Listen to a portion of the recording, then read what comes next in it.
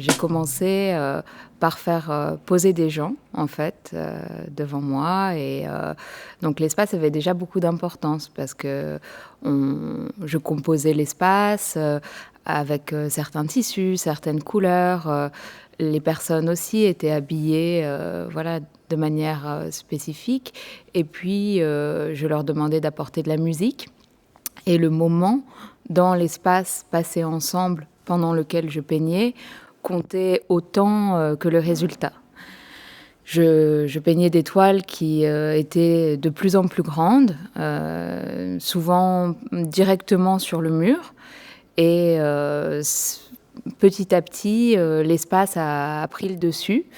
Et j'ai eu envie, enfin, j'ai d'abord fait des toiles qui étaient, donc voilà, où il y avait seulement des espaces et peu à peu moins de personnes.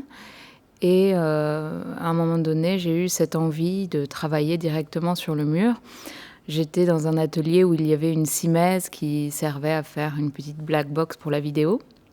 Et en voyant cette simèse, je me disais que ça me rappelait un peu le mur à l'intérieur d'une piscine et que j'aurais pu faire cette analogie. Et c'est ce que j'ai fait, j'ai peint la simèse et le sol, donc tout cet angle, avec des pigments et du liant acrylique, en essayant de m'inspirer des effets de lumière qu'on peut avoir à l'intérieur d'une piscine.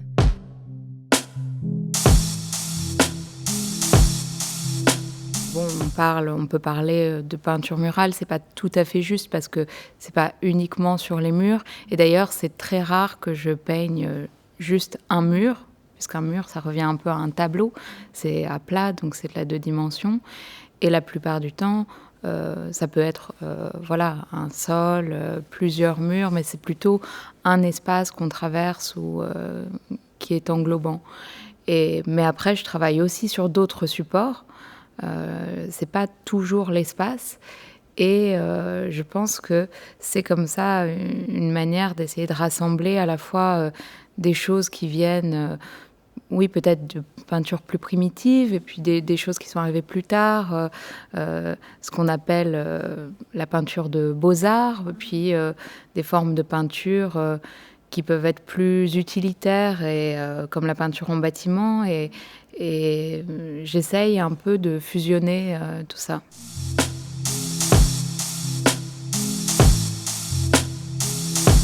Assez vite, il y avait les murs obliques qui m'intéressaient parce que c'était une spécificité du lieu. Et puis, cet espace dans lequel on est, là, c'est une sorte de boîte, finalement. C'est 3 simèses, c'est comme un petit théâtre. Et c'est assez paradoxal, mais ça m'a donné envie de parler, d'évoquer un souvenir que j'avais, qui était le souvenir d'un cimetière juif en Roumanie, à Iași, où j'étais allée peu de temps avant, pardon, cette invitation. C'était la première fois que j'allais en Roumanie. Et puis, mon grand-père était roumain, ma grand-mère bessarabienne, donc ce qui équivaut à la Moldavie aujourd'hui. Et c'était voilà, la ville où il s'était marié. Donc je suis retournée un peu sur ces traces, en cherchant aussi des traces de l'histoire de la communauté juive de Iași, qui avait été très importante. Et puis il n'y avait aucune trace.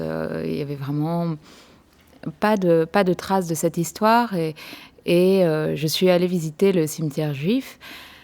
Et c'était comme si tout était là d'une certaine façon. Et c'était un lieu qui était très très beau, parce que c'était sur une colline qui surplombait la ville, et où, c'était un cimetière laissé à l'abandon, donc où la nature avait repris ses droits. Et au fur et à mesure qu'on avançait, c'était de plus en plus sauvage.